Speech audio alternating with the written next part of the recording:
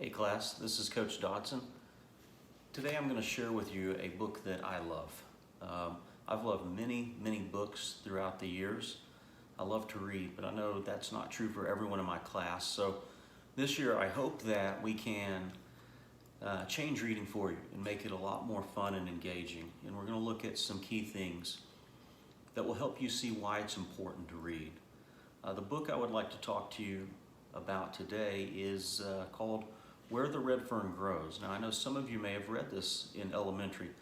I read this book when I was about 11 years old and I fell in love with it then.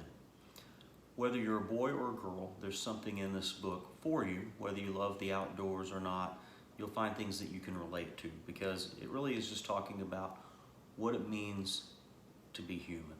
And the book again is Where the Red Fern Grows, and it is by Wilson Rawls. I'm going to read just a tiny little portion. I have never been back to the Ozarks. All I have left are my dreams and memories, but if God is willing, someday, I would like to go back to those beautiful hills. I'd like to walk again on trails I walked in my boyhood days.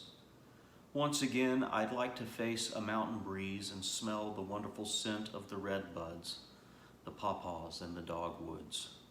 With my hands, I'd like to caress the cool white bark of a sycamore. I'd like to take a walk far back in the flinty hills and search for a souvenir, an old double-bitted axe stuck deep in the side of a white oak tree. I know the handle has long since rotted away with time. Perhaps the rusty frame of a coal oil lantern still hangs there on the blade. I'd like to see the old home place, the barn and the rail fences. I'd like to pause under the beautiful red oaks where my sisters and I played in our childhood. I'd like to walk up the hillside. I'm going to stop right there, because I don't want to give anything away with the story. I love Where the Red Fern Grows by Wilson Rawls because it tells the story of a young boy who has a dream, and his dream is to set out to own hunting dogs. Now that may sound strange to you, but I think we all have had dreams, and we've worked hard to fulfill them.